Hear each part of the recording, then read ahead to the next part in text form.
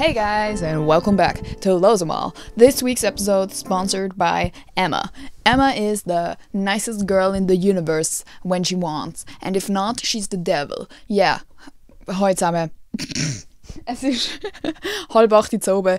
Immer wenn ich so nach dem, sagen wir so, nach dem 4 Uhr am Nachmittag eine Folge aufnehme, ist es eigentlich einfach ein Desaster, weil mein Hirn nicht mehr funktioniert und ich ganz hebelig werde und so als hätten wir das Sleepover. Habe ich glaube letztes Mal schon gesagt, sorry, ich habe es nicht so im Griff im Moment, aber ich bin hier und ich nehme auf und ich versuche es wirklich pünktlich zu machen und euch zufriedenzustellen. Heute ist Samstag. Es ist Samstag und ich war heute in der Schule gewesen. Könnt ihr euch vorstellen, wie es mir geht? 8 Uhr am Morgen Meetup. Es ist aber jetzt Meckern auf hohem Niveau, weil es ist so ein Blockseminar vom Studium aus. Also du kannst entweder halt einfach ganz normale Seminare haben, wo du jede Woche hingehen müsstest, und dann gibt es Blockseminar. Dann hast du nur so 2 Wochenende Schule und dafür unter dem Semester nie, und dann hast du es wie schon durch und musst nie hin. Jetzt, wo wir keine Präsenzpflicht mehr haben, weil wir haben ja, also mein ganzes erste Jahr habe ich Präsenzpflicht gehabt, das heisst, ich habe nur einmal fehlen in jedem Modul. Im Studium ist noch eigentlich normal, dass es niemand interessiert, ob du dort bist oder nicht. An der PH ist das bis jetzt anders gewesen, an meiner auf jeden Fall. Und jetzt haben wir keine Präsenzpflicht mehr. Das heisst, es ist eigentlich egal, ob du unter der Woche das Modul gehabt hättest die ganze Zeit oder ein Wochenendmodul, weil du musst ja nicht hingehen. Sie machen es aber gescheit, weil sie tun dann gleich einfach Präsentationen, wo du vor Ort sein musst oder so, als Leistungsnachweis machen, dass du einfach durchgehst, wenn du es nicht machst. Verstand ich ein Stück weit auch. Also ich hasse die Präsenzpflicht, weil es ist einfach mega scheiße, wenn du mal fehlen müsstest. So Lomi. Natürlich komme ich, wenn ich kann, aber ja, Selbstverantwortung und so, wir sind erwachsene Menschen.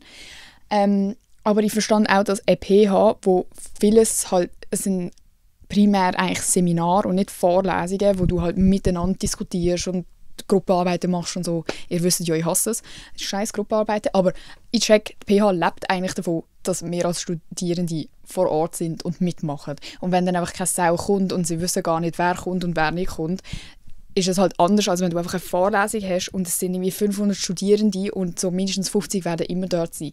Du bist halt immer in einem Seminar, bist du so Maximum so zu 30. Und wenn dann dort 30 nicht kommen, merkst du es selber, oder? Aber Loki sollte Mitleid haben, ich weiß es nicht. Die verdienen richtig viel, die Dozenten, oder? Und es macht ja keinen Unterschied, ob wir kommen oder nicht. Sie bekommen ja ihren Bag trotzdem. Ist eigentlich für sie chillig. Dann sind sie so, ja, meine Studierenden sind heute leider nicht gekommen. Can I get my paycheck? Es war ein Seminar, das um Hausaufgaben gegangen ist. Also der Sinn von Hausaufgaben und was gute Hausaufgaben sind. Spoiler, es gibt keine Antwort, sonst hat man da schon lange eine Lösung. Und es ist nicht für nichts, dass jeder etwas anderes macht und Leben so halt andere Zugänge haben und Eltern entweder zufrieden sind oder nicht. Wenn man wüsste, was gut funktioniert, würde man das machen. Aber tatsächlich gibt es nicht viel Evidenz dazu, was perfekte Hausaufgabenstellungen sind oder ob man überhaupt Hausaufgaben machen sollte. Das ist ja auch so ein Thema. Ist es fair, dass man Hausaufgaben bekommt? Weil nicht alle Kinder haben das gleiche Umfeld daheim, nicht alle kriegen die Unterstützung und so weiter und so fort. Ja, ich bin nicht wirklich geschieden worden, was meine persönliche Meinung dazu betrifft, weil ich einfach zu wenig Erfahrung habe, ehrlich gesagt. Und bis jetzt habe ich einfach in beiden meinen Praktika, in beiden meinen Praktika habe ich einfach genau das übernommen, was meine Praxislehrpersonen gemacht haben mit ihrer Klasse. Also du kommst nicht als Praktikantin rein und machst etwas ganz anderes. Du machst einfach das, was sie sowieso schon machen, und hinterfragst das auch nicht, weil die haben halt ihr System und du gehörst nicht mal so richtig dazu. Ja, Jeppe. Ich habe gerade am Samstagabend eine Diskussion auf TikTok gestartet mit Menschen, die Fleisch essen versus Veggie-Leute. Ich bin ja Veggie jetzt und ich habe einfach nur gesagt, Leute, was essen ihr an Weihnachten als Veggies? Weil das ist meine erste Weihnachten als Veggie. Das heisst ja clearly, ich habe irgendwie 21 Jahre Fleisch gegessen. Als ob ich Leute judgen, die Fleisch essen, so per se. Und dann sind alle natürlich wieder, ja, isst doch einfach Fleisch, eine Gans kommt gut. Ja, isst doch einfach ein Schwein. Ich habe natürlich angefangen zu diskutieren mit denen. Es regt mich so auf, weil ich weiss ja, wie es ist, wenn man Fleisch isst. Und auch wenn ich Fleisch gegessen habe, habe ich mich immer schlecht gefühlt dafür, obviously, weil es ist halt ein totes Tier. Also ich verstand Menschen nicht, die nicht sehen, dass es schon besser wäre, würde man es nicht machen. Und dann einfach sagen, ja, ich weiss es eigentlich, aber so, du das rechtfertigen, also nein, eben nicht rechtfertigen, aber du so Verständnis zeigen dafür, dass du weißt, es ist dumm, aber du bist halt nicht perfekt und du hast zum Beispiel Fleisch einfach mega gern oder dir ist das nicht genug schlimm oder so. Es gibt ja wirklich Gründe, wieso man sich selber das rechtfertigen muss, quasi, wenn man sich einmal Gedanken über das Thema macht. So, bin ich mehr wert, dass meine Lust auf Fleisch über dem Leben von dem Tier steht? Und kann ich das mit mir selber vereinbaren, dass ich jemand bin, der ein totes Tier auf dem Teller hat? Und wenn du darauf antworten kannst, ja, ich kann das verkraften, weil blablabla, dann ist ja alles gut. Und das sind auch die Fleischesser, das tun nicht so barbarisch Fleischesser, aber auch Menschen, die Fleisch essen, die kein Problem damit haben, wenn Leute vegan sind oder Veggie sind oder was auch immer, weil sie einfach für sich selber wissen, ja, für mich ist es nicht so ein Thema, aber ich verstand, wieso andere Leute das machen würden. Genau gleich für mich, ich esse jetzt halt kein Fleisch mehr, aber ich check schon, wieso man Fleisch isst. Das ist schon mega fein. Ich esse nicht kein Fleisch mehr, weil ich es nicht fein finde oder sonst etwas, sondern weil ich es einfach grusig finde beim Gedanken daran und auch schon immer grusig gefunden habe, auch schon als Kind. Also ich habe natürlich trotzdem auch Fleisch gegessen und so, aber wenn ich daran gedacht habe, was es ist, habe ich mich immer schlecht gefühlt. Und ich weiss auch ganz genau, eben, es gibt ja auch so die in der Philosophie so die Diskussion, ja, wenn du es selber müsstest töten und erlegen, wie viele Leute würden dann echt noch Fleisch essen? Ich würde nur schon sterben, wenn ich zuschauen müsste und nicht mal selber das machen würde. So, logisch esse ich kein Fleisch. Nur schon mit wie vielen Haustieren das ich habe, wie viele Tiere das ich sonst gerne habe. Ich liebe alle Tiere, die ich antreffe und die herzig sind, nicht gerade fette Spinnen sind. So, logisch ist es besser so. Und es regt mich einfach auf, wenn die Leute nicht eingesehen, dass man ihnen nicht will etwas... Also ich habe noch nie irgendwie jemandem probiert, etwas anzudrehen. Oh, voll verschluckt. Probiert jemandem etwas anzudrehen oder irgendwie sagen, ich bin besser als die Leute. Aber ich Gefühl, gewisse Leute fassen das sofort so auf. Also, du kannst einfach einen Fakt sagen. Also, ich esse kein Fleisch. Das ist ein Fakt. Das ist nicht Wertung oder sonst etwas. Es hat keinen Sinn in diesem Satz, außer zu sagen, ich bin Emma und auf meinem Teller ist kein Fleisch. So, Statement. Und die Leute interpretieren gerade, ich habe das Gefühl, ich bin etwas Besseres als du. Hast du das Gefühl, du machst einen Unterschied auf der Welt? Bro, die Tiere juckt es im Fall dann auch nicht mehr, wenn sie schon tot sind. Und ich fresse jetzt dafür, weiss auch nicht, 10 Kilo mehr Fleisch im Jahr, damit es ja keinen Unterschied macht, dass du es nicht isst. So. Mir geht es nicht ums Klima, low-key, muss ich ehrlich sagen. Ich weiss, es macht keinen Unterschied, ob ich jetzt Fleisch esse oder nicht, weil wenn ich Fleisch esse, esse ich mega wenig Fleisch. Ich mache es auch nicht unbedingt für die spezifischen Tiere, weil die sterben ja sowieso, blöd gesagt, ob ich jetzt das ist oder nicht, irgendjemand wird es essen oder sonst wird es weggeworfen. Das finde ich auch, und an das kann ich im Fall gar nicht denken, das habe ich mir noch nie überlegt, glaube. Jetzt gerade ist mir der Gedanke aufgekommen, wie viel Fleisch wird echt weggeworfen, weil es nicht verkauft wird oder irgendwie nicht genug gut ist für den Laden oder sonstige Sachen, das ist richtig übel. Ja, dann kann man doch auch immer wieder Leute und sind so, ja, aber weisst, ich mache eigentlich diesen Tieren gefallen, weil wir haben ja zu viele Tiere und Methan und blablabla auf dieser Welt. Und man denkt, also wirklich, das ist ein dummes Argument, weil die Tiere werden ja nur gezüchtet, weil sie gegessen werden. Und wenn die Nachfrage nicht da wäre, würde das Angebot nicht existieren und dann hätten wir schon mal viel weniger von diesen Viechern auf der Welt, die in elenden Zuständen leben. Aber das ist eben auch so geil. Also... Sorry, es soll jetzt auch gar kein Rant sein. Es ist jetzt einfach ein Thema, das mich beschäftigt, spontan. Ihr könnt auch skippen. Es hat auf Spotify hat so automatische Kapitel. Wenn ihr runterscrollt, seht ihr irgendwann, wenn das richtige Thema anfängt. Bin ich euch nicht böse. Vielleicht interessiert es dich auch. Ich finde es auch so ein übles Argument. Also es hören sicher mega viele Leute zu, die Fleisch essen. Ist voll dein Recht. Aber ich finde es so ein schlimmes Argument, wenn die Leute sagen, ja, aber wir sind ja hier in der Schweiz und in der Schweiz haben wir ja die besten Tierschutzregeln auf der ganzen Welt oder in der ganzen EU, was auch immer die Leute immer sagen. Und dann einfach so, Alter, wenn du einmal sehen würdest, wie die Hühnchen leben, wie die Schweine leben, also wirklich, das ist im Fall, Bro, und dann überlegst, dann denkst du schon fast, oh mein Gott, zum Glück werden die mega früh geschlachtet und müssen nicht irgendwie 10 Jahre überleben in dem. Weil, also, nein, man kann sagen, was man will. Man kann sagen, ich finde Fleisch mega fein. Man kann sagen, ich will die Nährstoffe, die das Fleisch mir gibt. Das ist auch ein dummes Argument, aber da kann man ja sagen, okay. Oder ich habe Tiere jucken mich nicht. Ich habe kein schlechtes Gewissen, wenn ich das mache, blablabla. Aber wenn du kommst mit «Oh, die haben es ja eh gut, die haben in der Schweiz haben sie super», dann ist es wirklich vorbei mit dir. Und ich verstand auch nicht, also vielleicht ich kann ja nicht nachvollziehen, wieso andere Leute nicht ein schlechtes Gewissen haben, zum Beispiel, wenn sie daran denken, was es wirklich ist. Verstehe mich nicht falsch, es ist mega einfach, nicht daran zu denken, was man dort eigentlich gerade isst, weil mega oft sieht es ja nicht mal mehr aus wie Fleisch. Darum haben ja auch ganz viele nicht gerne Steak oder so, weil das so fleischig ist, aber Chicken Nuggets kann man essen, weil Chicken Nuggets ist einfach irgendein Brei. Es ist so einfach zum Verdrängen, ja, aber ich check nicht, wie Leute kein Mitleid haben und keine Empathie, wenn sie aktiv daran denken würden, was es eigentlich ist und wie das passiert. Und ich weiß ja nicht, ob ich einfach eine Crazy For You-Page habe, aber ich habe das Gefühl, mittlerweile hat jeder schon mal ein Video gesehen über Zustände, in denen die Tiere leben müssen und was mit ihnen gemacht wird. Und es gibt ja ganze Dokus und ich meine, wir sind nicht mehr im Jahr 1800, wo keiner aufgeklärt wird darüber, erstens, und zweitens, dass es auch einfach so ganz normal ist. Damals, okay, fair, hast du wirklich nichts anderes zu essen gehabt, aber heutzutage bist du nicht angewiesen darauf. Es ist auch mega teuer, also du kannst nicht mal mehr sagen, ja, ich habe kein Geld, um irgendwie Nahrungsergänzungsmittel zu mir nehmen, oder das ist etwas teuer, Fleisch ist ja hure teuer. Naja, auf jeden Fall,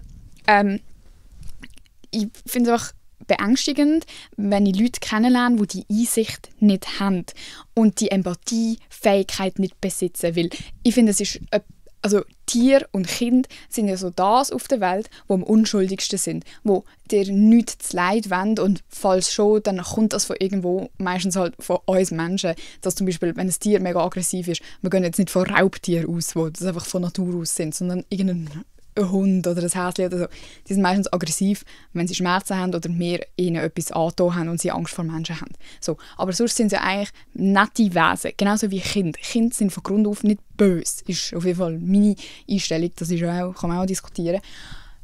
Und wenn du einem Kind etwas zu Leid antust, dann kommst du literally ins Gefängnis. Aber wenn du einem Tier, je nachdem, was für eine Tierart das ist, etwas zu Leid tust, bist du einfach normal. So. Und wie gesagt, ich verstehe es. Ich check auch, man kann es gut ignorieren, aber in dem Moment, wo man aktiv darüber redet und Leute immer noch keine Empathie haben und das so ganz normal finden und Leute, also ich finde es auch ganz ein komischer Take, dass man Leute macht, die einfach sagen, hey, schau, für mich ist das nicht vereinbar, wie sagt man das? Ich kann es nicht mit meinem Gewissen vereinbaren. Es ist nicht vereinbar mit meinem Gewissen. Sagt man das, Bro? Ich habe kein Deutsch mehr. Dass man das dann nicht versteht und wirklich die Leute so darstellt, als wären sie irgendwelche Weicheier, Blümli-Pflücker. Also man hat dann auch irgendeine bei mir kommentiert, ja, Schwester, gang auf die Wiese und entschuldige dich bei der Kuh, dass dir noch das Gras weggegessen hast. Also wirklich, die Leute sind wirklich so fernab von meiner Realität und es macht mir Angst zum Denken, wie viele von diesen Menschen auf der Welt rumlaufen. Das ist ja die Mehrheit der Menschen. Ich gehe jetzt mal ganz, ganz stark davon aus, dass wirklich die Mehrheit rumläuft und so denkt. Und wirklich meine, es ist voll normal und okay und gerechtfertigt, irgendwelche Tierköpfe aufzuschlitzen, nur weil du es gerade fein findest. Und das ist alles, was ich dazu zu sagen habe. Okay, nein, ich habe noch mal etwas zu sagen. Ich verstand auch irgendwie, dass wenn alle immer so aufgehetzt werden gegeneinander und ich bin jetzt auch so aufgeheatet, dass dann logisch niemand mehr zulässt, wo wahrscheinlich eben einer von diesen Menschen ist, weil man sich halt angegriffen fühlt.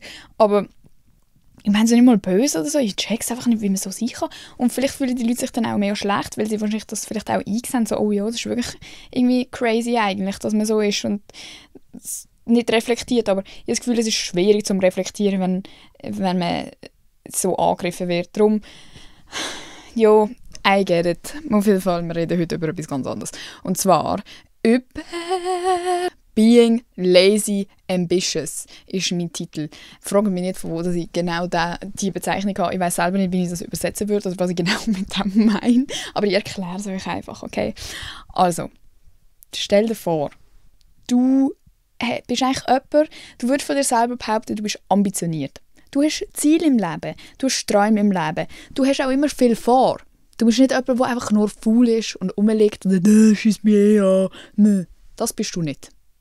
Du hast Ambitionen, aber du bist trotzdem ein fauler Hund und kriegst es nicht an. Auf gut Deutsch gesagt. so fühle ich mich. Fühl dich nicht angegriffen, wenn ich das jetzt so beschreiben will. Das bin ich. Ich könnte den ganzen Tag dir sagen, das wäre cool zu machen und das würde ich eigentlich gerne noch erleben und dies und das und jenes und das ist so cool, dass sie das macht und ich wäre so gerne gut in dies und dem und jenem. Den ganzen Tag könnte ich so vor mich einschwärmen. Den ganzen Tag schaue ich irgendwelche TikToks von Leuten, die cool sind oder ausmisten oder gut joggen können oder so, und dann speichern wir das Zeug ab und denke so, jetzt fange ich an mit dem und ja, das könnte ich auch noch und dies und das und jenes. Und du hast einfach 100 Ideen, aber schlussendlich machst du einfach genau gar nichts davon. Ich glaube, das ist die Realität von vielen Menschen und ich weiß nicht, ob das schon immer ein Ding war oder ob das vielleicht jetzt auch einfach, das nennt man ja Decision Fatigue, dass man so wie gelähmt ist und keine Entscheidungen mehr treffen kann, weil einem so viele Optionen freistehen in der heutigen Zeit, dass man dann einfach gar nichts mehr macht und wie so blockiert ist, weil es ist zu viel für dein Hirn und es weiss gar nicht, wo anfangen und wie was abschätzen und was ist die beste Option und darum mache ich einfach mal gar nichts. Wahrscheinlich hat es schon etwas mit dem zu tun, ehrlich gesagt, jetzt muss ich mir überlegen. Aber ich bin mir sicher, es gibt schon immer das Phänomen, dass man eigentlich mega gerne ganz viel machen würde, aber schlussendlich irgendwie es einfach nicht anbekommt.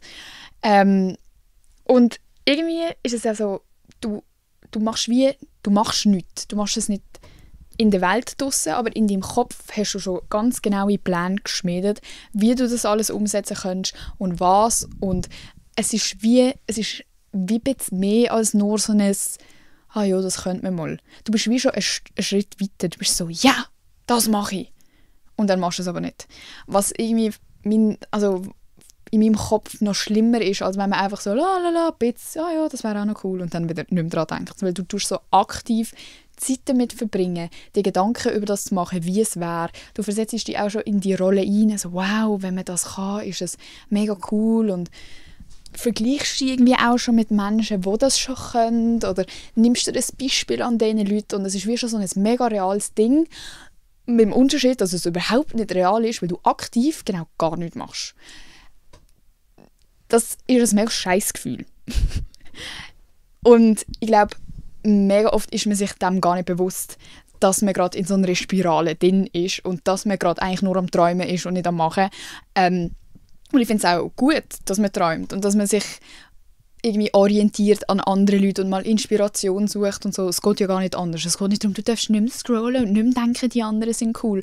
Aber ich glaube, es löst einen riesen Zwiespalt in einem aus, weil es so nicht mit dem Selbstbild übereinstimmt, was man in der Realität macht und wie man aber von sich denkt. Also eben, du denkst eigentlich von dir selber, ja, ich bin schon ambitioniert und ich habe schon Ziel und ich will schon etwas Grosses mit meinem Leben machen oder ich will einen Impact haben auf dieser Welt. Also das ist ja so das Typische, was alle Leute sagen. Ja, was willst du mal später? Ja, einfach einen Einfluss haben. Oder ja, einfach, dass ich glücklich werde. Aber so richtig so auf das hinschaffen, das schafft man dann irgendwie nicht, weil man gar nicht weiss, wo anfangen. Und ein Zwiespalt haben ist immer scheiße im Selbstbild. Lernt man in jedem Psychologie-Ding eine Diskrepanz. Ui, das ist nie gut, die Diskrepanz. Könnt ihr mal googlen, schieß mir an, erklären. Es löst schlimme Erinnerungen vom Psychologiestudium aus. Und was es bei mir persönlich auslöst, ist so ein konstantes Stressgefühl. Unterbewusst. Weil es ist wie so, es kribbelt so in den Fingern. Weil du weißt ja, du hast 100 Ideen, was du machen könntest und gerne machen würdest. Und was die anderen alle machen, ist ja auch immer eben der Vergleich. Ich mache es nicht, aber die anderen schon. Was auch mega cool ist, weil du kannst eigentlich 1:1 dir ein Beispiel nehmen an anderen Leuten. Wir haben noch nie so viele Quellen gehabt wie heutzutage, um einfach etwas von daheim aus anzubekommen. Früher musst du so einen Kurs buchen oder keine Ahnung was, die instruieren lassen für mit 1000 Stutz von irgendeinem, der die abzocken können. Und heutzutage haben wir quasi gratis das Internet und können Tutorials befolgen und können eigentlich in allem gut werden, was wir wollen. Und dann haben wir schon wieder das Problem. Du kannst alles. Jede Tür steht dir scheinbar offen. Klar, dir steht nicht jede Tür offen auf der ganzen Welt. Aber man bekommt eigentlich schon so das Gefühl, so, wenn du willst, dann kannst du. Und wenn man das mal checkt, so, aha, ja, stimmt, wenn ich wollte, könnte ich, aber ich mache es irgendwie nicht, heisst das in dem Fall, dass ich es nicht will. Und dann löst es schon wieder so einen Stress aus. So, oh mein Gott, denke ich irgendwie falsch von mir. Wahrscheinlich bin ich gar nicht ambitioniert. Und dann fängt es an, dass man gegen aussen allen Leuten sagt, ja, ich bin so eine faule Sau. Ja, die anderen können es alle, aber ich kann es nicht. Und weil du halt einfach du kommst noch nicht darauf klar, dass du eigentlich das Bild hast, aber irgendwie machst du es dann gleich nicht. Und was ist denn mit mir? Und wieso können es alle anderen? Und vielleicht fängst du dann sogar an kritisieren, dass du so viel träumst. Ja, weisst, ja, ist ja schon gut, dass man so viele Ideen im Kopf hat, aber es bringt mir halt auch nichts, wenn ich dann nichts mache. Gescheiter würde ich mich einfach auf etwas konzentrieren und nicht 100 Sachen da anfangen und so. Obwohl es eigentlich etwas mega Schönes ist, wenn man inspiriert ist von vielen Sachen und auch an vielen Sachen interessiert ist. Wisst ihr, wie viele uninteressierte, desinteressierte Menschen auf dieser Welt rumlaufen, die wirklich wie ein Fisch sind und du denkst, oh mein Gott, wie lebst du? Also, es ist cool, dass man an vielen Sachen interessiert ist. Und es ist auch nicht schlimm, wenn du halt viele Sachen toll findest und mal so ein bisschen anfängst, aber in nichts so richtig krass gut bist. Über das habe ich, glaube ich, auch schon geredet. Du musst nicht in allem gut sein und du kannst auch nicht magisch von heute auf morgen mega krass werden im Gitarrespielen, wenn du noch nie im Leben ein Instrument gespielt hast. So ist ja logisch, dass du es nicht kannst. Aber ich glaube, also ich weiss nicht, ich rede auch oft darüber, dass ich wirklich jemand bin, wo entweder ich kann es, oder ich höre nach 2 Sekunden auf. Es regt mich auf, etwas nicht zu können. Ich finde, das ist so Zeitverschwendung. Wieso würde ich etwas machen, was ich nicht kann, wenn ich Sachen machen könnte, die ich gut kann? Es ist auch so peinlich, irgendwie etwas nicht gut können, weil wir sind jetzt in einem Alter, wo es halt nicht mehr normal ist. Also entweder du hast dein Hobby, das du seit du 12 bist machst und halt einfach krass bist drin, oder du hast irgendwie kein Hobby. Aber wenn du so ab 20 kannst du irgendwie kein Hobby mehr anfangen, ohne tot zu stehen, wie eine dumme Kuh, die nichts kann. Und das ist so schade, weil I get it. So, ich würde auch so von mir denken, ich habe jetzt angefangen zu joggen und in dem bin ich mega scheiße. Aber im Joggen scheiße sein ist irgendwie so normal. Jeder ist scheiße im Joggen, außer die krass sind. Aber ich weiss auch nicht, was gibt es noch für Hobbys? Ja, keine Ahnung, wenn du jetzt so eine Sportart anfängst. Alle, die in dieser Sportart sind, können es schon. Die wenigsten fangen irgendwann später an mit Tanzen oder Fußball oder Volleyball. Also, entweder du bist drin oder du bist draus. Und es ist mega schwierig, in so etwas reinzukommen. Und das ist ja so eine riesige Hemmschwelle, so, okay, dann mache ich es halt nicht. Dann fange ich halt irgendetwas Komisches an, so irgendwie, ich weiss auch nicht, also nicht, dass Lesen komisch ist, aber so etwas, wo nicht, du kannst mir auch nicht sagen, wie gut ich bin im Lesen. Ich sage dann einfach, ja, Lesen ist mein Hobby, auch wenn ich vielleicht einmal alle 3 Monate ein Buch lese. Aber das ist so etwas Gutes zum Sagen. Oder so die Leute, die sagen, ja, mit Kollegen rausgehen ist mein Hobby. Nein, ist es nicht. Es ist nicht dein Hobby. Du machst es vielleicht gerne, aber ein Hobby ist doch nicht mit Kollegen rausgehen. Be for real. Unpopular opinion vielleicht. Sorry, wenn ihr mich jetzt hasst für die Aussage. Aber du musst noch etwas anderes haben im Leben. Auf jeden Fall, eben, es kreiert so eine... Ich muss immer wieder auf meine Notizen schauen, wenn ich nicht mehr weiter weiss, weil ich verfange mich gerade ein bisschen im Spinnennetz. Bei mir löst auf jeden Fall so ein konstantes Stressgefühl aus, wo ich amigs auch nicht aktiv bewusst euch sagen kann, von wo das Gefühl kommt, und ich bin einfach gestresst. Und dann denke ich mir so, wieso bin ich so? Ich habe gar nichts zu tun. Es ist nicht, dass ich denke, oh, ich habe so viele Deadlines und so. Aktuell schon, aber so grundsätzlich. Es ist einfach so eine innere Unruhe, wo dann irgendwie so, du hast so einen Tatendrang. Und ich glaube, das haben hure viele von uns, weil wir ja auch... Wie sage ich das, ohne dass es scheisse tönt? Ich glaube, viele von uns machen nicht mehr so viel an einem Tag, wie wir es uns mal gewöhnt sind oder wie wir eigentlich könnten. Ich glaube, die meisten von uns könnten viel mehr leisten und jetzt nicht so leisten auf Arbeiten und Geld und so bezogen, sondern einfach unternehmen und für dich selber, für dein Leben irgendeine Bereicherung machen. So. Wir alle sind wahrscheinlich nicht ausgelastet, was Aktivitäten anbelangt, sondern mehr so Mental Load Sachen und vom ganzen Scrollen und so. Aber wir alle haben viel zu viel Bildschirmzeit und wir alle hätten noch viel mehr Zeit, würden mal kurz das dumme Handy weglegen und vielleicht nicht gerade 2 Stunden hin und her chatten mit der Kollegin, die gerade dies und das und jenes Problem hat, auch wenn es cool ist. Und ich glaube, das löst bei vielen so einen Tatendrang aus, wo man aber nicht direkt identifizieren kann. So, ich weiss nicht, wieso ich so unruhig bin. Okay, vielleicht bin ich jetzt einfach am Overthinken. Vielleicht bin ich hebelig, weil ich 10 Stunden auf TikTok gescrollt habe. Oder vielleicht ist es auch einfach, weil du nichts machst, richtig, wo dir eine Freude macht oder wo du dich verbessern drin kannst. Weil ich glaube, ganz viele von uns gehen durchs Leben und machen nur die Sachen, die wir schon gut können. das ist auch schön. Es ist cool, ein Klavierstück zu spielen, das du schon kannst. I love it. Ich spiele immer die gleichen 3 Sachen, weil ich sonst nichts mehr kann und auch keinen Bock habe, etwas Neues zu lernen. Das ist schön, das macht Spass. Aber ich glaube, gefordert wirst du, also nicht ich glaube, ich weiss, das ist ja logisch, du wirst gefordert, indem du neue Sachen ausprobierst, die du noch nicht kannst und die in denen üben kannst. Denke zurück, wo man ein Kind war, du hast alles neu gelernt, aber wie krass war es gewesen, wenn du dann hast zu deinen Eltern gehen und erzählen, was du jetzt gelernt hast. Kein Gefühl war so geil wie das. Und die Eltern sind so, ja, cool, kannst jetzt den Buchstaben B schreiben. So, es war nie etwas Krasses gewesen. Aber als Mensch, wenn du etwas Neues kannst, bist du so stolz, weil du eben genau weisst, was dahinter gesteckt hat, wie viele Stunden du investiert hast, bis du deine blöden scheiß Schnürsenkel selber binden konntest. Und niemand auf dieser Welt juckt es außer dich. Und zu diesem Punkt, glaube ich, muss man einfach mehr zurückkommen im Leben, dass du eben Sachen machst, die niemand interessieren, außer dich. Nicht, dass du abhängig bist von irgendjemandem, der sagt, oh ja, mega cool. Und dann denkst du, oh ja, das ist wirklich mega cool, dass ich 20 Kilometer joggen kann. Nein, du solltest stolz sein auf dich, dass du mehr als 100 Meter joggen kannst, wenn du vorher scheiße bist und dir denkst, wow, crazy, ich habe so viel Zeit investiert in das und jetzt merke ich einfach, dass ich besser werde. Ich bin so eine Coole und jetzt hoffe ich, dass ich 12 Kilometer joggen kann. Dass man sich Ziele setzen kann und die für sich selber abarbeitet und aber an dem dran bleibt. So, du wirst nicht von heute auf morgen gut sein in dem und das ist gut. Wie langweilig ist es, das Leben zu leben und nur die guten, einfachen Sachen zu machen? Life on Easy Mode ist nie gut. Und wenn du so die Leute anschaust, die zum Beispiel in der Schulzeit alles mega einfach haben, immer so sich so durchgeschmuggelt haben und nie etwas gemacht haben, aber immer so okay waren, weil sie alle abgeschrieben haben. Und sie haben auch nie richtig gute Kollegen gehabt, aber sind immer so ein bisschen dabei gewesen, weil sie ja nie eine Meinung hatten. Also, das ist doch... Also, ja, vielleicht haben sie ein tolles Leben, aber aus meiner Perspektive ist das jetzt nicht ein anstrebenswertes Leben.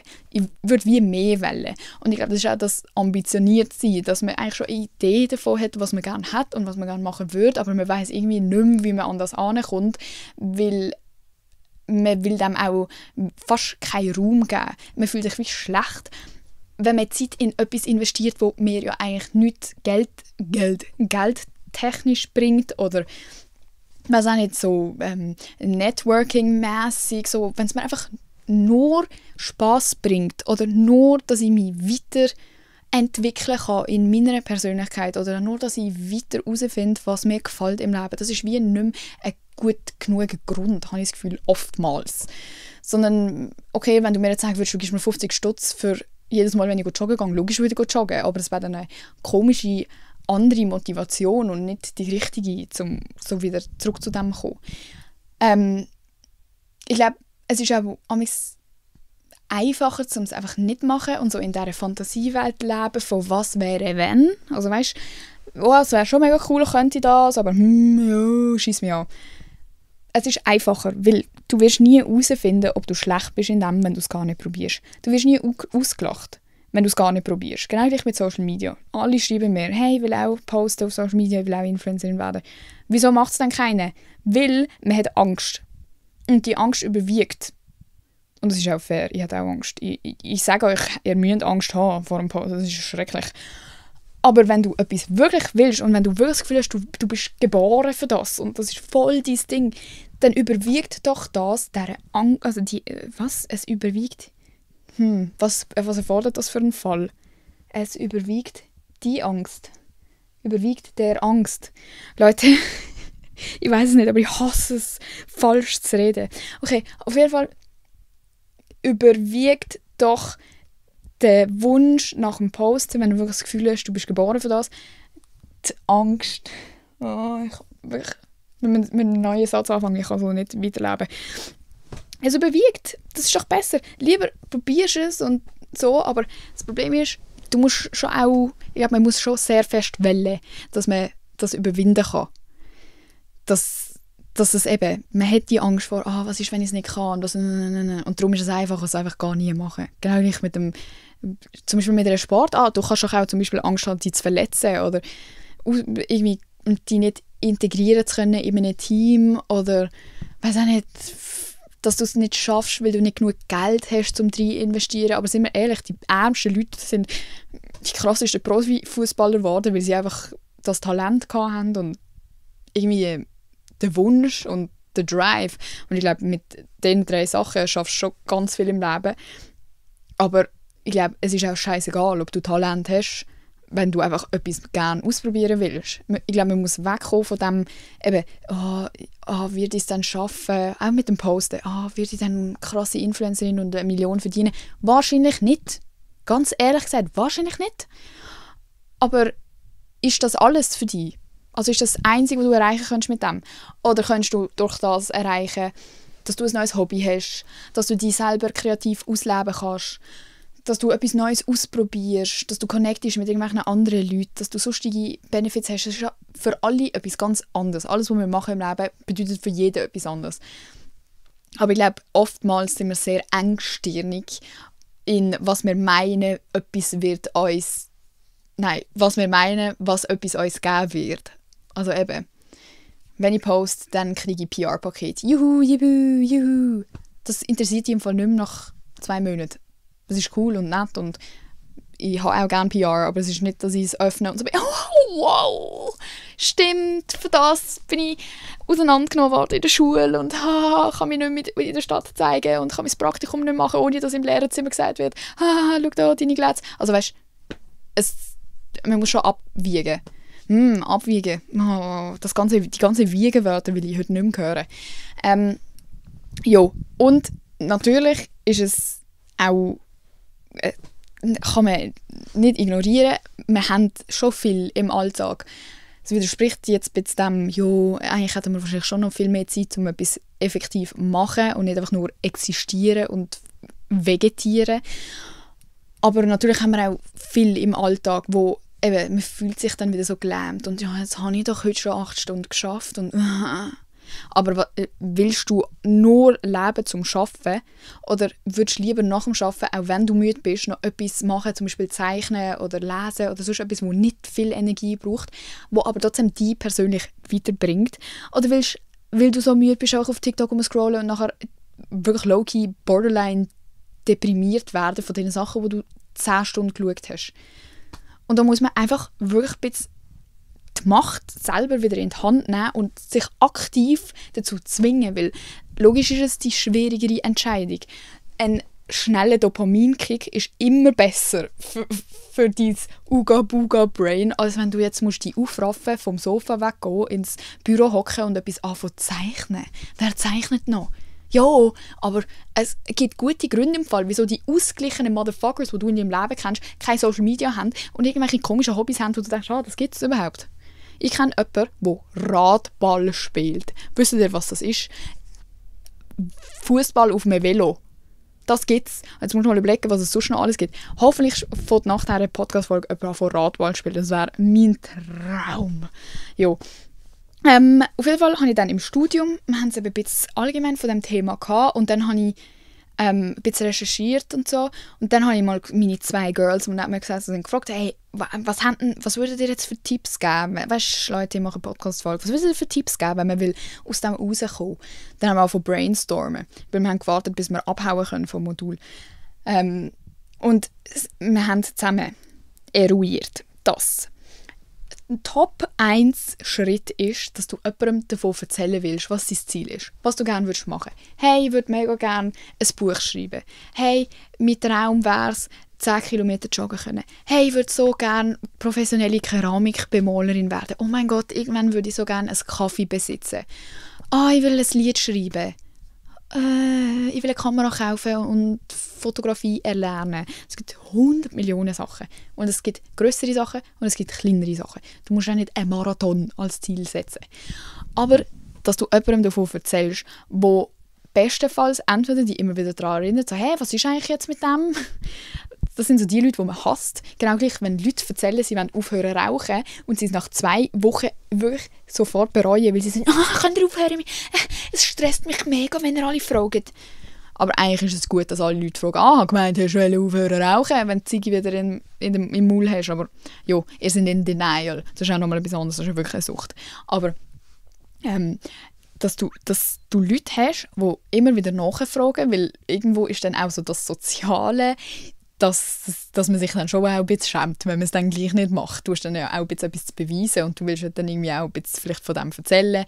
Und es hilft auch einfach, wenn man über die Sachen reden kann, dass du das so wie ein bisschen in die Realität rausdrehst und es nicht nur in deinem Kopf oder in deinen Notizen ist, sondern es wird so ein bisschen real.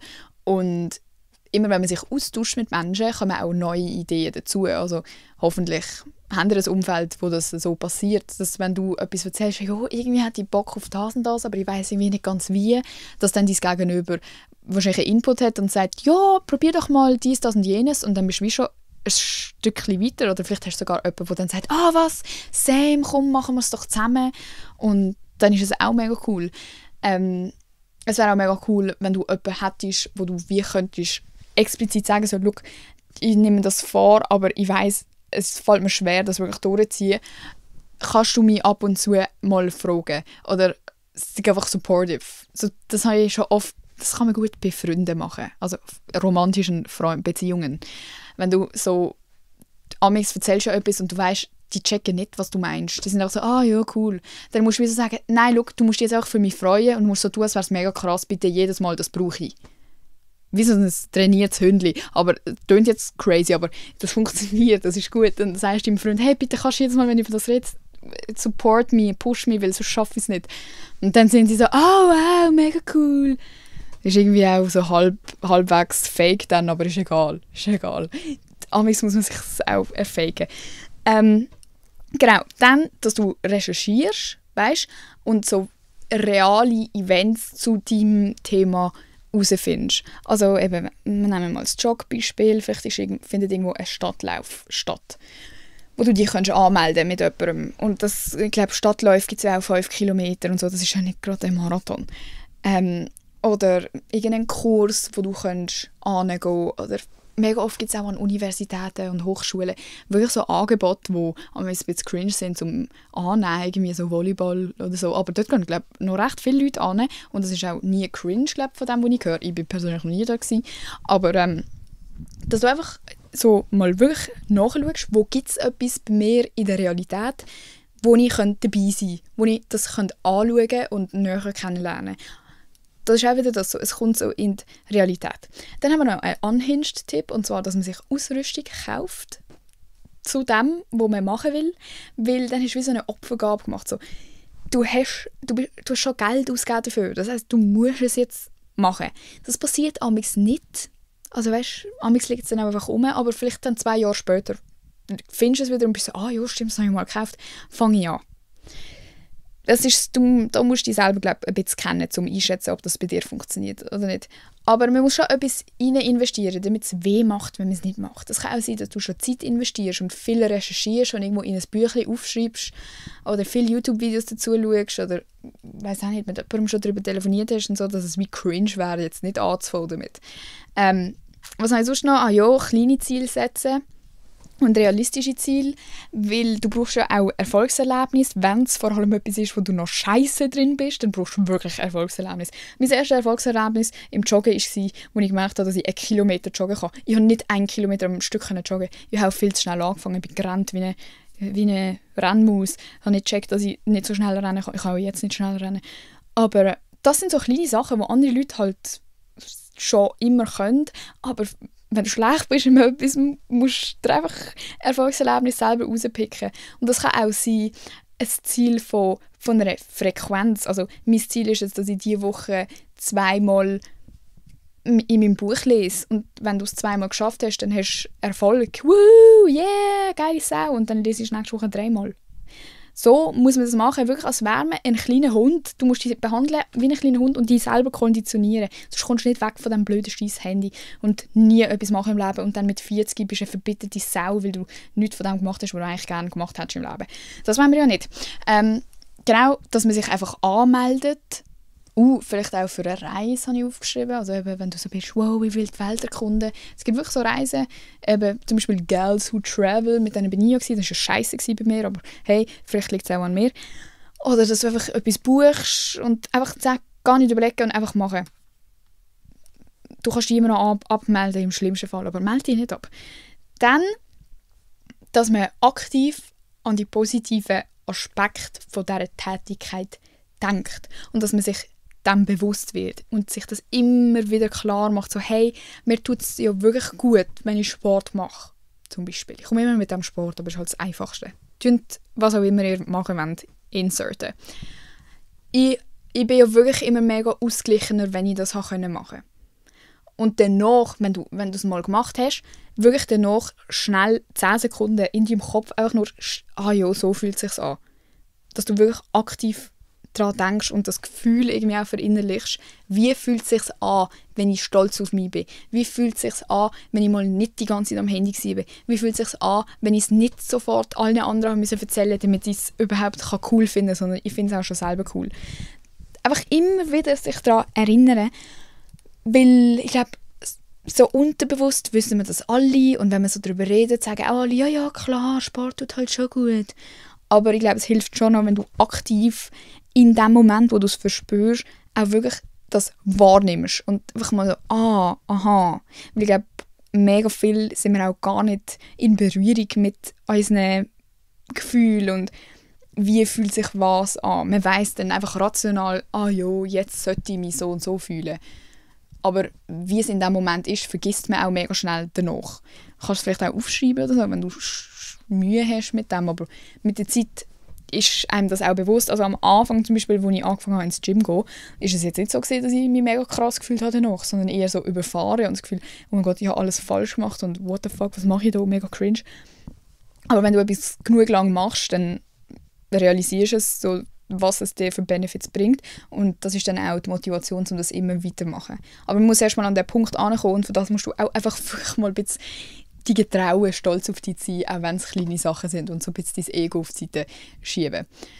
Dann, dass man stressige Zeiten aushalten. Wir haben es eben davon gehabt, dass wir vor allem jetzt in dieser Zeit, wo wir haben mega viel zu tun in der Schule und bla bla bla, dass man immer dann gerade so, jetzt könnte ich aber das, jetzt würde ich so gerne das und das machen, macht ja auch wieder Sinn, weil du weißt irgendwie, du kannst es nicht machen und darum ist es umso einfacher zu träumen und du willst ja auch nicht die nervigen, anstrengenden Sachen machen, darum lieber würde ich jetzt einen Marathon laufen, anstatt 1000 Aufsätze schreiben.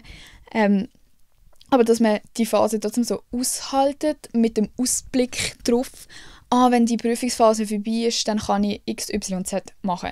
Dass du das als Motivation brauchst, aber dass du es dann auch wirklich machst, wenn deine Prüfungsphase vorbei ist. Also du musst es dann schon durchziehen. Und das so als Belohnung abspeichern in deinem Hirn. So, wow, super toll, Emma, hast du es geschafft. So, jetzt kannst du die ganze Zeit nur noch lesen, wie du es dir gewünscht hast. Und das auch aktiv denken. Es ist auch wieder so, du konditionierst dich selber auf die Belohnung und du musst es so darstellen wie eine Belohnung. Für andere Leute wäre es eine Bestrafung, aber du musst es einfach so darstellen. Das ist ein bisschen crazy, was ich hier schnurre. Genau. Dass man sich, das hat die eine gesagt, dass sie angefangen hat, Achtsamkeitsinseln. Das ist auch so eine PH-Scheiß, Alter. Achtsamkeitsinseln einplanen, dass sie genau gleich, wie sie ihre Arbeit in den Kalender schreiben und sich wirklich blockieren und frei nehmen und dort muss sie einfach arbeiten und dort gibt es kein Wenn und Aber, tut sie sich auch Zeiten einplanen, wo sie einfach nur Zeit für sich selber hat. Und sie sagt, sie hat ein Ritual und zwar immer am Sonntag oder vor dem Sonntag sucht sie sich ein Rezept raus, geht dann für das einkaufen und kocht es am Sonntagabend für sich selber und genießt einfach so den Prozess vom Kochen und Essen und hat Freude an dem und das ist immer so und es kommt dann auch nichts dazwischen. Es ist dann nicht, dann mache ich es halt nicht oder jetzt muss ich ja noch lernen, scheiss auf das Kochen, sondern das ist dann einfach rausblockiert und das ist die Zeit, die sie für sich selber hat. Und das finde ich wirklich mega toll. Geht bei mir, weil Kochen stresst. Nein, amigs finde ich Kochen schon auch cool im Fall. Aber nur, wenn es gut läuft. Wie immer. Aber eben, es kann ja jegliche... Es kann auch, ich würde mir das jetzt vielleicht zum Beispiel mit Lesen rausblocken, weil ich tue wirklich mega, mega gerne lesen, aber ich mache es einfach irgendwie nicht. Das wäre so etwas, was ich mir einplanen müsste. Und dann ist halt wirklich das einzige Problem, haben wir auch darüber geredet, du musst es durchziehen. Weil, ja, du kannst es dir einplanen und dann kannst du es wieder rausstreichen. Also da muss man sich wirklich einfach an der Nase nehmen und das wirklich durchziehen und machen. Und wirklich so behandeln. Ich weiß nicht, ob man sich irgendwie gasleiten kann, dass man so tut, als wäre es wirklich, du würdest eine Strafe bekommen. Wie so beim Arbeiten, wenn du nicht auftauchst, würdest du dort, so, du musst dort auftauchen. Aber ich glaube, das ist schon schwierig, weil sonst würde ja alles funktionieren. Und dann sind wir eben von dem auf die Planung gekommen, dass man sich seine Woche planen soll. Und dann haben wir es auch so ein bisschen davon gehabt, ja, aber ich plane meine Woche schon, also ich schreibe mir immer alles auf, was ich zu tun habe. Aber das Problem ist, dass ich mir viel zu viel einplane für einen Tag und es dann unmöglich ist, alles zu schaffen. Und dann gehst du wie jedes Mal mit einem Misserfolg eigentlich aus dem Tag raus, wo du merkst, ich habe schon wieder nicht alles gemacht, was ich mir vorgenommen habe. Ja, be for real, wie hättest du das alles schaffen sollen? Du hast dir vorgenommen, auf den Kilimanjaro rauflaufen, 20 YouTube-Videos posten und dann noch heiraten. So logisch hast du es nicht geschafft. Übertrieben gesagt. Und ja, dann sind wir auch zusammen so auf das gekommen, okay, dann sollte man, vielleicht wäre es gut, so eine allgemeine Liste haben, wo du auch gar nicht jeden Tag anschaust, sondern die existiert einfach, damit du halt deine Informationen nicht verlierst und immer noch irgendwo auf dem Schirm hast, was es zu tun gibt. Und das ist einfach so eine allgemeine, grosse, gesamte Liste. Und von dieser Liste, was habe ich Hure gespuckt, von dieser Liste nimmst du dann wie immer auf deinen Tag ein paar über. Und du musst einfach ehrlich mit dir selber sein, weil ich weiss auch, wenn ich meine ellenlange To-Do-Liste schreibe, dass ich das nicht alles schaffe. Und ich schreibe es eigentlich auch mehr drauf, einfach eben, damit es irgendwo ist, weil ich weiss, ich müsste es noch machen und mir ist bewusst, ich schaffe es nicht. Aber dass man dann wirklich auf den heutigen Tag oder den jeweiligen Tag, wo man dann halt plant, nur so viel drauf tut, wie man wirklich das Gefühl hat, das schaffe ich oder das kann ich schaffen. Und man muss auch einfach damit klarkommen, dass mega oft spontane Sachen dazwischen kommen, die man nicht planen kann, die dann halt einfach die Zeit einnehmen und dann, ja, dann schaffst du halt dein To-Do nicht. Pech. Aber dass man so ein bisschen Prioritäten schafft innerhalb von der Liste und ehrlich ist mit sich selber und die allgemeine Liste schon so irgendwo parat hat und wenn du dann vielleicht mal mehr Zeit hast, dann kannst du ja immer noch etwas von dort machen. Dass man sich selber nicht überfordert, und weil wir haben es mega davon gehabt, dass man das Gefühl hat, man hat gar keine Zeit, um noch etwas zu machen. Man würde mega gerne, aber man hat gar keine Zeit. Und ich glaube, wenn man ehrlich ist, hat man die Zeit schon, aber man will sie sich irgendwie nicht nehmen, weil man, lieber scrollst irgendwie noch 2 Stunden, weil du das Gefühl hast, du hast dir das verdient durch den harten Tag. Und dann willst du nicht nochmal etwas Anstrengendes erledigen, wie zum Beispiel ein Klavierstück lernen. Aber dort ist es, glaube ich, halt eben wieder wichtig, um sich daran zu erinnern, wie fühle ich mich, nachdem ich so etwas gemacht habe und wie fühle ich mich nach dem Scrollen. Wie fühle ich mich, wenn ich einfach am 6 Uhr oben schlafen gehe. Es gibt ja ganz viele Leute, die verschlafen so das Leben. Mein Alter, eine Zeit lang. Aber wie fühle ich mich nach dem? Es ist nicht, dass ich dann nachher am nächsten Tag aufstehe und so bin, wow, endlich, jetzt habe ich so viel schlafen. Sondern am nächsten Tag bin ich so, oh, ich bin so vercrackt und oh, einfach alles verschlafen. Wieso habe ich nichts gemacht? So. Dass man, also ich glaube, das ganze Thema ist eigentlich mehr so, dass man sich bewusster wird, was eigentlich abläuft und probiert aktiv an die Abläufe zu denken und nicht immer so passiv durchs Leben zu schwimmen und so zu denken, ja, das mache ich noch und weil ich glaube, es geht mega schnell. Jetzt, ich bin jetzt 22, ich habe das Gefühl, es wird mega schnell gehen, dass ich mir einfach einrede, ja, das mache ich dann noch und wenn ich dann Zeit habe und blablabla. Und dann bin ich einfach 30. Und 30 ist immer noch jung, aber mit 30 nichts von dem angefangen haben, was man sich vorgenommen hat und gerne machen würde, ist halt schon eine lange Zeit. Und mit 30 anfangen ist dann wie nochmal schwieriger als jetzt anfangen. Weißt du, was ich meine? Du kannst logisch mit 30 anfangen, aber wieso nicht einfach jetzt? Es ist nicht, als würde ich etwas verpassen auf meinem Handy. Es ist nicht, als würde ich meine Zeit gut investieren, wenn ich einfach nur rumchill und Netflix schaue. Es fühlt sich in dem Moment so an, als würde man chillen, aber eigentlich ist es auch mega stressig für dein Nervensystem und mega viele Eindrücke und viel zu viel an einem Tag. Und du bist nicht am Chillen. Du würdest viel mehr chillen, würdest einfach irgendwie etwas ausmalen. Ohne andere externe Reize. Und ich glaube, es würde uns allen viel besser gehen, weil es hat etwas mit Ausgleichheit zu tun, dass du so einzelne Sachen hast, die für dich sinnvoll sind. Und vielleicht von außen denkt sich jeder, wieso macht die das? Ist doch egal. Aber dass man wegkommt von dem Dopamin-Scheiß und nur scrollen und ich weiss nicht, ich habe das Gefühl, es ist auch viel einfacher, in sozialen Situationen, gerade mit Freundschaften oder Beziehungen und so weiter und so fort, wenn man weiss, ich bin gut aufgehoben mit mir selber und ich kann mich auch selber beschäftigen und es tut mir gut. Weil sonst musst du immer warten, bis die anderen Zeit für dich haben und bist immer pisst, wenn dir jemand sagt, hey, sorry, ich kann nicht. Du nimmst es immer persönlich.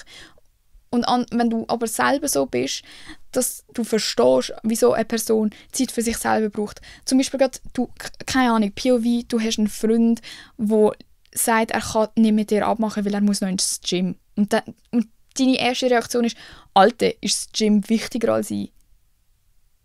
Aber wenn du selber auch so Sachen hast, dann kannst du das nachvollziehen. So, ja, fair, ich muss auch noch ins Gym, passt gerade. Oder, ja, verstand ich würde das auch priorisieren, wenn ich nur einen Tag in der Woche habe, wo ich so viel Zeit habe, um ins Gym zu gehen. Klar, schaffen wir irgendwie koordinieren, sodass man irgendwie auch mehr Mitgefühl und Verständnis hat für die anderen Leute, die halt viele Sachen machen und sich nicht einfach immer fühlt wie das dumme, blöde Opfer, das die Einzige ist, die nichts hat. Weil man bezieht dann alles auf sich, obwohl es hat nichts mit dir zu tun. Die Person liebt dich, aber die Person liebt auch ins Gym gehen und auf sich selber schauen und will sich nicht nur mit dir abgeben. Und du hast halt nur die Leute und willst dich nur mit ihnen abgeben, weil es das Einfachste ist, anstatt einfach mal die mit dir selber befassen. Ja, hat das Sinn gemacht? Danke an meine Studiumsqueens. Ich hoffe, ihr habt irgendetwas von dem mitgenommen. Und ich probiere das auch mega implementieren in meinen Alltag und ich finde es auch schwierig, weil eben, wenn man müde ist man wirklich müde. Aber ich habe jetzt wirklich mir das Ziel gesetzt, dass ich ein paar Mal in der Woche joggen und ein paar Mal ins Gym gehe, auch wenn ich müde bin. Und ich bin auch jetzt nach dem Praktikum und nach dem Praktikum bin ich wirklich arschtot. Also wirklich, kannst du mich nicht mehr brauchen. Und ich habe gemerkt, ich brauche auch gar nicht die gleiche, also auch wenn ich arschtot bin im Kopf vom Praktikum, ich brauche nicht die gleiche Energie, um ins Gym zu gehen. Es ist überhaupt nicht das Gleiche. Weil ich bin im Kopf müde. Es ist viel Lärm, viel da sein, viel aktiv zuhören und aufmerksam sein und blablabla. Du bist überall die ganze Zeit. Aber bewegt habe ich mich ja nicht. So, eigentlich physisch habe ich mich nicht ermüdet. Ich bin einfach im Kopf müde. Und dann hilft es eigentlich, irgendeine hirntote Aktivität zu erledigen, wie zum Beispiel ausmalen oder so. Weil du musst eigentlich nichts richtig machen, aber irgendwie holt es dich gleich runter. Ich habe sogar ein Ausmalbuch. Vielleicht tue ich nachher etwas ausmalen. Wie spät ist? 8:30. Perfekte Zeit. Samstagabend 8:30, um etwas ausmalen. Ja. Vielleicht ist auch der Podcast hören für euch so etwas, wo ihr einfach mal, weißt, wie nicht am Scrollen sind und einfach etwas für euch macht und ich schnurre euch halt noch nebenbei zu. Das ist, glaube ich, mega individuell, was für die Abschalten bedeutet. Aber ich glaube, es ist wichtig herauszufinden, was da dazugehört. Und es ist wichtig, um nicht nur Sachen zu machen, wo man mega gut ist und sich selber herausfordern. Weil dein Hirn ist noch am Wachsen, wenn du so alt bist wie ich. Also so barely noch sich am weiterentwickeln. Und du musst es fordern, vor allem, weil wir so am Verblöden sind. Wirklich verblöden. Das ist im Fall nicht ein Joke, das ist ja so. Mit unseren ganzen Handysachen und so. Du musst etwas machen, um aktiv zu bleiben. Weil sonst haben wir später ein Problem. Und das wollen wir nicht. Okay? Staying fit and young and healthy, man. Ja, das war jetzt ein tolles Gespräch. Es hat mich gefreut. Ich habe Spass gehabt. Und ich hoffe, ihr auch. Und ich hoffe, wir sehen uns nächste Woche wieder. Wenn es heisst, zurück bei Los mal. Für heute bedanke ich mich und ich wünsche euch einen schönen Tag oder einen schönen Abend. Adios.